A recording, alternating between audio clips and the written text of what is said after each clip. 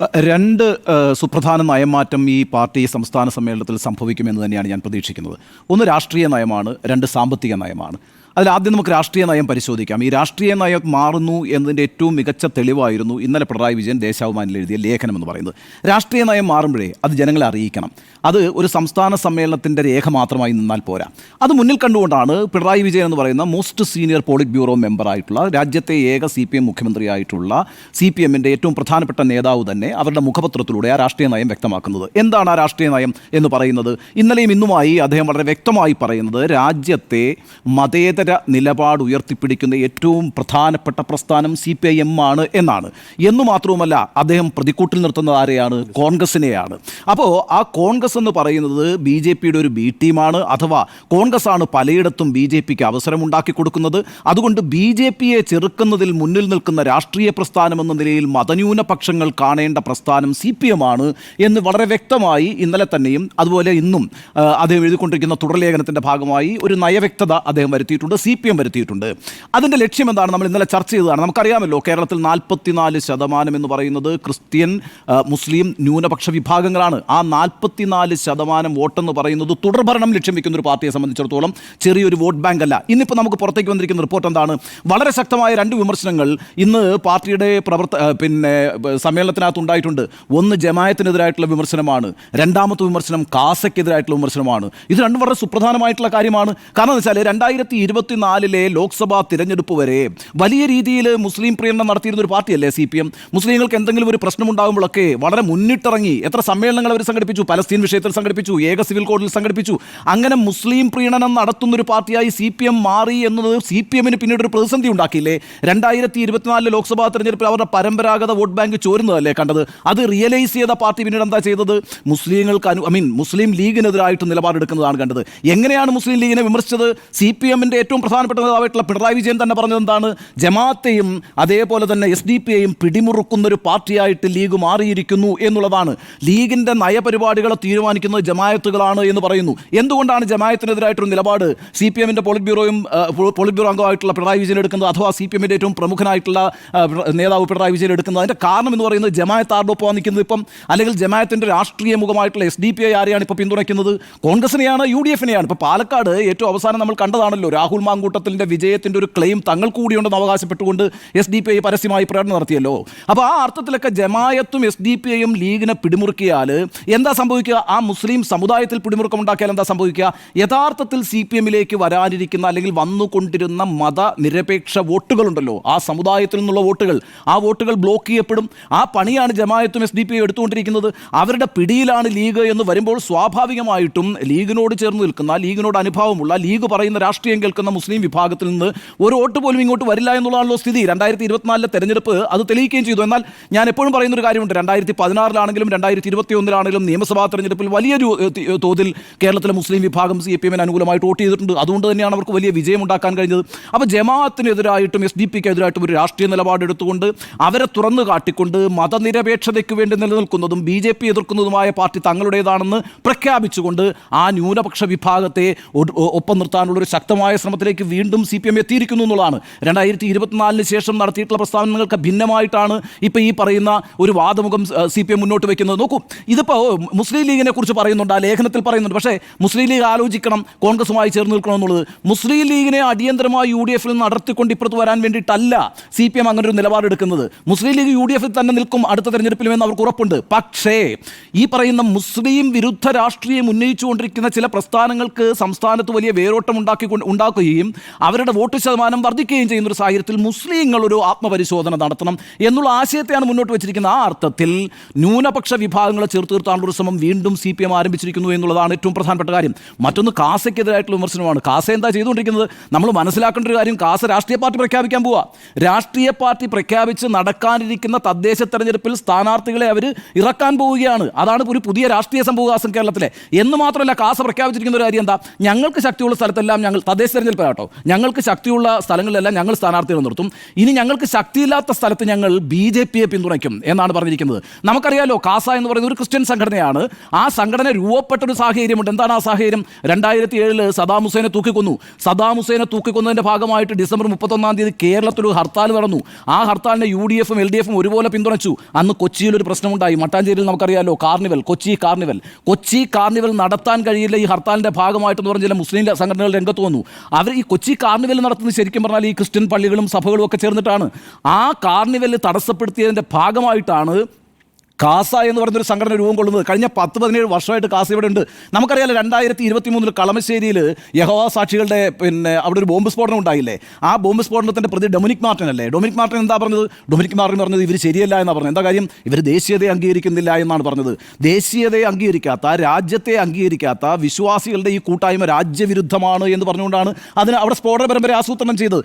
ഈ ആശയമാണ് കാസ മുന്നോട്ട് വയ്ക്കുന്നത്. കാസ മുന്നോട്ട് വയ്ക്കുന്ന ഈ ആശയം എന്ന് പറയുന്നത് ക്രിസ്ത്യൻ സമുദായത്തെ BJPയിലേക്ക് എത്തുന്ന ആശയമാണ്, എത്തിക്കുന്ന ആശയമാണ്. ഇപ്പോൾ തന്നെ ഈ സംസ്ഥാനത്ത് ക്രിസ്ത്യൻ സമുദായത്തിലേക്ക് നല്ല രീതിയിൽ ഇൻട്രോഡ് ഉണ്ടാക്കാൻ BJPക്ക് കഴിഞ്ഞിട്ടുണ്ട്. അവരുടെ വിവിധ പരിപാടികൾ ആ സമുദായവുമായി കേന്ദ്രീകരിച്ച് തന്നെയാണ് അല്ലേ? നമുക്കിപ്പോൾ ഈസ്റ്ററിൻ്റെ ദിവസം വീടുകൾ സന്ദർശിക്കുന്നു, ക്രിസ്തുമസിൻ്റെ ദിവസം വീടുകൾ സന്ദർശിക്കുന്നു. അതുമാത്രവുമല്ലല്ലോ, ഈ പറയുന്ന തൃശ്ശൂരിലെ വലിയ വിജയമുണ്ടാക്കുന്നതിനകത്ത് ആ ശ്രമം വിജയിച്ചുകൊണ്ടിരിക്കുകയാണ്. അതിൻ്റെ തുടർച്ചയിലാണ് നമ്മൾ ഈ കാസയുടെ ഈ പ്രഖ്യാപനത്തെയും കണ്ടത്. അത് വളരെ ഗൗരവമായിട്ട് CPM കാണുന്നു. അപ്പോൾ ജമാഅത്തിനെ ഒരു വശത്ത് പിടിക്കുന്നു, മറുവശത്ത് കാസിയെ പിടിക്കുന്നു. നിങ്ങൾ മനസ്സിലാക്കേണ്ട ഒരു കാര്യം, ഈ രണ്ട് വിഭാഗങ്ങളും ക്രിസ്തീയ ന്യൂനപക്ഷത്തെയും മുസ്ലിം ന്യൂനപക്ഷത്തെയും ഒന്നുകിൽ BJPയോടോ അല്ലെങ്കിൽ കോൺഗ്രസിനോടോ അടുപ്പിച്ച് നിർത്തുമ്പോൾ യഥാർത്ഥ മതേതര ചേരിക്ക് എതിരായിട്ടാണ് നിങ്ങൾ നിൽക്കുന്നത് എന്നൊരു രാഷ്ട്രീയ നയമാണ് പിണറായി വിജയൻ മുന്നോട്ട് വെച്ചിരിക്കുന്നത്. അത് നിശ്ചയമായും അടുത്ത നിയമസഭാ തെരഞ്ഞെടുപ്പിനെ ലക്ഷ്യം വെച്ചുകൊണ്ട് തന്നെയാണ്. ആ വിഭാഗത്തിൻ്റെ വോട്ടില്ലാതെ ഒരു തുടർഭരണം സാധ്യമല്ല. ഈ സംസ്ഥാന സമ്മേളനത്തിൽ ഏറ്റവും പ്രധാനപ്പെട്ട അജണ്ട എന്ന് പറയുന്നത് തുടർഭരണം ഉണ്ടാക്കുക എന്നുള്ളത് മാത്രമാണ്. അതാണല്ലോ ഉത്തരവാദിത്തം പാർട്ടിയുടെ. കാരണം ഇനിയിപ്പോൾ ഈ 26-ാം തീയതി 2026 നടക്കുന്ന നിയമസഭാ തെരഞ്ഞെടുപ്പിന് മുമ്പ് നടക്കുന്ന ഏക സമ്മേളനമാണല്ലോ. അതിനുശേഷം പിന്നെ സംസ്ഥാന സമ്മേളനമൊന്നുമില്ല. അപ്പോൾ സ്വാഭാവികമായിട്ടും അടുത്ത ലക്ഷ്യം ഈ സംസ്ഥാന സമ്മേളനത്തിൻ്റെ എന്ന് പറയുന്നത് ഒറ്റ ലക്ഷ്യമേ ഉള്ളൂ, അത് 26 നിയമസഭാ തെരഞ്ഞെടുപ്പിൽ 3-ാം ഊഴം ഉണ്ടാക്കുക എന്നുള്ളതാണ്. അതുകൊണ്ടാണ് ഈ രാഷ്ട്രീയ നയം വളരെ വ്യക്തമായി പിണറായി വിജയൻ അവതരിപ്പിച്ചിരിക്കുന്നത്. അതൊരു പബ്ലിക് ഡിസ്കോഴ്സായി മാറിക്കഴിഞ്ഞിരിക്കുന്നു എന്നുള്ളതാണ്. അപ്പോൾ ഒന്നാമത്തെ മാറ്റം എന്ന് ഞാൻ പറയുന്നത് ഈ നയത്തിലൊരു മാറ്റം ഉണ്ടായിട്ടുണ്ട്. മാത്രമല്ല, ഇപ്പോൾ നമുക്ക് പുറത്തേക്ക് വരുന്ന റിപ്പോർട്ടുകളിനകത്ത് സംഘടനാ ദൗർബല്യം ചൂണ്ടിക്കാണിച്ചിട്ടുണ്ട് അല്ലേ?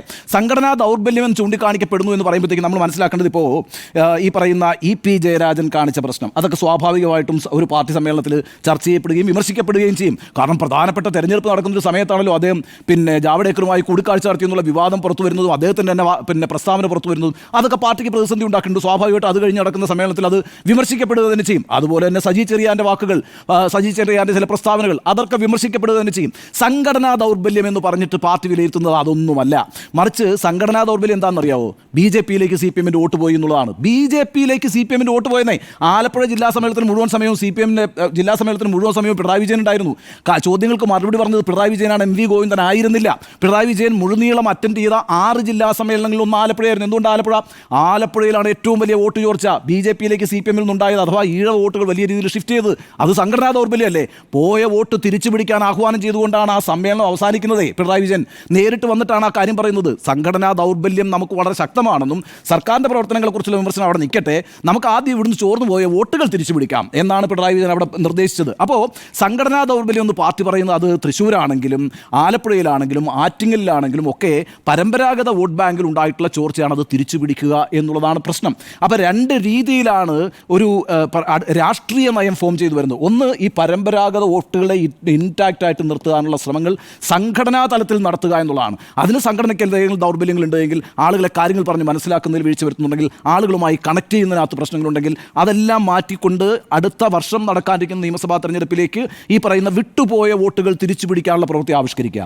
മറ്റൊന്ന്, മതന്യൂനപക്ഷങ്ങളെ ചേർത്ത് നിൽക്കുക. ഈ രീതിയിൽ വലിയൊരു രാഷ്ട്രീയ നയപ്രഖ്യാപനം ഈ സമ്മേളനത്തിന് മുന്നോടിയായിട്ട് സംഭവിച്ചിട്ടുണ്ട്. രണ്ടാമത്തെ മാറ്റം എന്ന് പറയുന്നത് നമുക്കറിയാവുന്നതുപോലെ സാമ്പത്തിക നയത്തിൽ വരുന്ന മാറ്റമാണ്. സാമ്പത്തിക നയത്തിൽ വരുന്ന മാറ്റം എന്ന് ഞാൻ പറയുന്നത് അതും 2026 ലക്ഷ്യം വെച്ചുകൊണ്ട് തന്നെയാണ്. നോക്കൂ, ഇപ്പോൾ ഈ നടക്കാനിരിക്കുന്ന നിയമസഭാ തെരഞ്ഞെടുപ്പിലേക്ക് പോകുമ്പോൾ 2021 സാഹചര്യമല്ല. 2021 സവിശേഷ സാഹചര്യം ഉണ്ടായല്ലോ, അത് പാർട്ടി തന്നെ വിലയിരുത്തിയിട്ടുണ്ടല്ലോ. എന്താണ് കോവിഡിന് ശേഷം വന്നിട്ടുള്ള സാഹചര്യത്തിൽ ആ കോവിഡിൻ്റെ കാലത്ത് സംസ്ഥാന സർക്കാർ നടത്തിയ ക്ഷേമ പ്രവർത്തനങ്ങൾ എന്ന് പറയുന്നത് വലിയ രീതിയിൽ സർക്കാരിനെ ജനകീയമാക്കി, വലിയ രീതിയിൽ പിണറായി വിജയനെ ജനകീയമാക്കി. അതിനോട് ഒരു എതിർശബ്ദം പോലും പുറപ്പെടുവിക്കാൻ കഴിയാതെ നിശബ്ദമായിട്ട് പ്രതിപക്ഷം ഇരിക്കേണ്ടി വന്നു. ആ ഒരു സാഹചര്യത്തിൻ്റെ അഡ്വാൻറ്റേജ് എന്ന് പറയുന്നത് 2026 ഇല്ല. മറിച്ച് 2026 CPM നേതൃത്വം കൊടുക്കുന്ന സർക്കാരോ അവതരിപ്പിക്കാൻ പോകുന്ന കോൺസെപ്റ്റ് എന്താണെന്നറിയാവോ? വികസനത്തിന് വേണ്ടി നിൽക്കുന്ന സർക്കാർ എന്നുള്ളതാണ്. അതിൻ്റെ ഒരു നറേറ്റീവിൻ്റെ ആരംഭമാണ് യഥാർത്ഥത്തിൽ കഴിഞ്ഞ നാളുകളിലായിട്ട് കേരളത്തിൽ സംഭവിച്ചുകൊണ്ടിരിക്കുന്നത്. കേരളം സ്റ്റാർട്ടപ്പുകളുടെ ഒരു സ്വർഗ്ഗമായി മാറിയിരിക്കുന്നു. അഥവാ അത്തരത്തിലുള്ള സംരംഭങ്ങൾ ധാരാളമായി വരുന്നു, തൊഴിലുകൾ ധാരാളമായി ഉണ്ടാകുന്നു, ക്രിയേറ്റ് ചെയ്യപ്പെടുന്നു എന്നുള്ള ഒരു നറേറ്റീവ് വലിയ രീതിയിൽ CPM മുന്നോട്ട് വയ്ക്കുന്നുണ്ട്. ആ നറേറ്റീവ് വലിയ രീതിയിൽ കോൺഗ്രസിനെ പ്രതിരോധത്തിലാക്കുന്നുമുണ്ട്. അതുകൊണ്ടാണല്ലോ നിരന്തരം കോൺഗ്രസിന് അതിനെ എതിർക്കേണ്ടി വരുന്നത്. ഏതായാലും അതിനുശേഷം വലിയ ഒരു നിക്ഷേപ സമ്മേളനം നടത്തിയില്ലേ? ആ നിക്ഷേപ സമ്മേളനത്തിൻ്റെ ലക്ഷ്യം എന്താ? അതും വലിയൊരു സാമ്പത്തിക വികസനത്തിലേക്ക് ഞങ്ങൾ ഈ സംസ്ഥാനത്ത് നയിക്കാൻ പോകുന്നു എന്നുള്ളതാണ്. ഇപ്പോൾ DYFIയുടെ കഴിഞ്ഞ മാർച്ച് 1-2 തീയതികൾ തിരുവനന്തപുരത്ത് നടന്ന മദാസോ എന്ന് പറയുന്ന ഒരു വലിയ ഫെസ്റ്റിവലില്ലേ, അതെന്തായിരുന്നു ആ ഫെസ്റ്റിവൽ? സ്റ്റാർട്ടപ്പുകളുടെ ഫെസ്റ്റിവലായിരുന്നു. ഈ രീതിയിൽ സംസ്ഥാനത്തെ ഒരു വ്യവസായ വികസനത്തിലേക്ക് കൊണ്ടുപോകാൻ പോകുന്നൊരു മാതൃക ഞങ്ങൾ തയ്യാറാക്കുന്നു എന്ന് പറഞ്ഞുകൊണ്ട് ആ മാതൃക മുന്നിൽ വെച്ചുകൊണ്ട് തന്നെയായിരിക്കും CPM 2026 തെരഞ്ഞെടുപ്പിലേക്ക് പോവുക. കാരണം മതന്യൂനപക്ഷങ്ങളുടെ വോട്ടുകളും മതനിരപേക്ഷവാദികളുടെ വോട്ടുകളും സമാഹരിക്കുകയും പരമ്പരാഗത വോട്ട് നിലനിർത്തുകയും ചെയ്താൽ പിന്നെ വികസനത്തിൻ്റെ ഒരു വലിയ മാതൃക വെച്ചാൽ നിശ്ചയമായും ഇടത്തരം മധ്യവർത്തി വിഭാഗങ്ങളെ കൂട്ടത്തിൽ കൊണ്ടുവരാൻ കഴിയുമെന്നുള്ള മനോഹരമായൊരു ടാക്ടിക്കൽ പ്ലാനിംഗ് ആണ് CPM ഈ സമ്മേളനത്തിൽ നടത്തുന്നത്. അക്കാര്യത്തിലൊരു തർക്കവും വേണ്ട. ഞാൻ അവസാനിപ്പിക്കുന്നു. ഒരു കാര്യം കൂടി പറയാം. നോക്കൂ, ഇപ്പോൾ 2026 തെരഞ്ഞെടുപ്പിലേക്ക് പോകുമ്പോൾ വലിയ പദ്ധതികൾ പ്രഖ്യാപിക്കപ്പെടുന്നേ. അതിനൊരു സാഹചര്യം ഒരുങ്ങണമെങ്കിൽ നിശ്ചയമായും ചില നയമാറ്റം വേണം. ഇപ്പം എന്താ ഈ പറയുന്ന നമ്മൾ മനസ്സിലാക്കുന്ന ഇൻഫർമേഷൻ അനുസരിച്ച് ആഗോള നിക്ഷേപത്തെ വലിയ രീതിയിൽ സ്വാഗതം ചെയ്യും. അതിനു വേണ്ടിയിട്ടുള്ള കർമ്മ പദ്ധതികൾ ആവിഷ്കരിക്കും. സ്വാഭാവികമാണ്.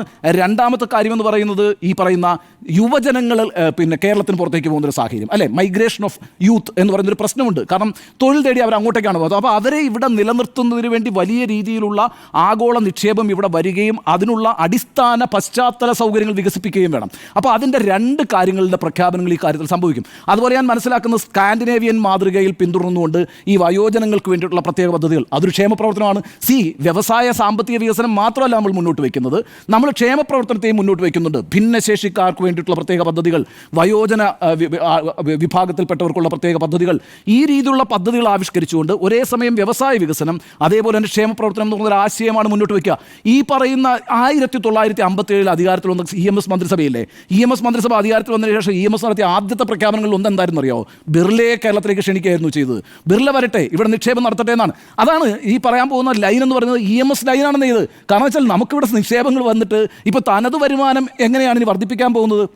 GST വന്നതോടുകൂടി ഏതാണ്ട് സാമ്പത്തിക വ്യവസ്ഥയെ നമുക്കിപ്പോൾ ഒരു ധാരണയായി. കേരളത്തിൻ്റെ സമ്പദ് വ്യവസ്ഥ എങ്ങനെ മുന്നോട്ട് പോകുന്നതിനെക്കുറിച്ച് നമുക്കൊരു ധാരണയായി. ഇനിയിപ്പം നമുക്ക് ഈ ആഗോള നിക്ഷേപം എന്ന് പറയുന്നതിനെ ഒന്നും എതിർക്കാൻ കഴിയില്ല. അതൊരു പ്രധാനപ്പെട്ട വഴിത്തിരിവായിട്ട് വരേണ്ട ഒരു സന്ദർഭമായി. ഇപ്പോൾ 1957 കാര്യം ഞാൻ പറഞ്ഞു, ബിർളയെ കൊണ്ടിരുന്നു. 96 സർക്കാരല്ലേ ലാവിൻ കൊണ്ടുവന്നത്. കനേഡിയൻ കമ്പനിയായിട്ടുള്ള ലാവിനുമായി കരാറുണ്ടാക്കിക്കൊണ്ട് ഇടതുപക്ഷ സർക്കാരാണെന്നേ. അതിനകത്താണല്ലോ പിണറായി വിജയനെതിരായിട്ടുള്ള കേസ് വരുന്നത്. കനേഡിയൻ കമ്പനിയായിട്ടുള്ള ലാവിനുമായി കരാർ ഒപ്പിട്ടത് എന്തിനാണ്? ഒരു വലിയ ഹൈഡ്രോ ഇലക്ട്രിക് പദ്ധതി ഉണ്ടാക്കാൻ വേണ്ടിയിട്ടായിരുന്നു അല്ലേ. 96 അത് ചെയ്തിട്ടുണ്ട്. 2006 ADB വായ്പ എടുത്തില്ല നമ്മൾ. ADB വായ്പയ്ക്കെതിരായിരുന്നല്ലേ പാർട്ടി. അന്ന് VS എതിരാണല്ലോ. VS ആണ് 2006 മുഖ്യമന്ത്രി കേരളത്തിൻ്റെ. VS മുഖ്യമന്ത്രിയായിരിക്കുമ്പോൾ 2006 ADB വായ്പയ്ക്കെതിരെ മുഖ്യമന്ത്രി തന്നെ നിലപാടെടുക്കുമ്പോൾ പിണറായി വിജയൻ എന്ന സംസ്ഥാന സെക്രട്ടറി ഇരുന്നുകൊണ്ടാണ് ആ ADB വായ്പ 992 കോടി രൂപയുടെ ADB വായ്പ നടപ്പാക്കിയിട്ടുള്ളത്. അപ്പോൾ ഇതിനകത്തൊക്കെ ഒരു തുടർച്ചയുണ്ട്. ഞാൻ പറയുന്നത് ഇന്നിപ്പോൾ ആ സാഹചര്യം ഒരു പ്രധാനപ്പെട്ട ഒരു സാമ്പത്തിക സാഹചര്യത്തെ സാമ്പത്തികമായിട്ടുള്ള ഒരു സമ്മർദ്ദ സാഹചര്യത്തെ സൃഷ്ടിച്ചിട്ടുണ്ട്. അത് പ്രധാനമായിട്ടും നമുക്ക് കിട്ടിക്കൊണ്ടിരിക്കുന്ന കേന്ദ്ര വിഹിതത്തിൽ വന്നിട്ടുള്ള കുറവ്, നമുക്ക് തനത് വരുമാനം ഉയർത്താൻ കഴിയുന്നതിൻ്റെ ഒരു പരിധി, ഇതെല്ലാം കണക്കിലെടുത്തുകൊണ്ട് സ്വകാര്യ ആഗോള നിക്ഷേപത്തെ കൊണ്ടുവരേണ്ടി വരും. അതിനായിട്ടുള്ള ഒരു നയമാറ്റം. ആ നയമാറ്റം എന്ന് പറയുന്നത് മറ്റൊരർത്ഥത്തിൽ പാർട്ടി ചില കാലങ്ങളിൽ സ്വീകരിച്ചിട്ടുള്ള നയങ്ങളുടെ തുടർച്ചയാണ് എന്ന് തന്നെ വ്യാഖ്യാനിക്കാൻ കഴിയും വിധത്തിലായിരിക്കും അത് അവതരിപ്പിക്കുക. ഞാൻ പറയുന്നത് ഈ രാഷ്ട്രീയ നയത്തിലെ മാറ്റമുണ്ടാകുന്നു, ഈ സാമ്പത്തിക നയത്തിലെ മാറ്റമുണ്ടാകുന്നു. ഈ 2 നയം മാറ്റങ്ങളും വെച്ചുകൊണ്ടുള്ള ഒരു ഫ്രെയിം വർക്കിലായിരിക്കും 2026 നിയമസഭാ തെരഞ്ഞെടുപ്പിലേക്ക് CPM പോവുക. അതിനുള്ള അതിനുള്ള ഒരു കൊടിയുയർത്തലാണ് കൊല്ലത്ത് നടക്കുന്ന സംസ്ഥാന സമ്മേളനം എന്നാണ് എൻ്റെ വിലയിരുത്തൽ.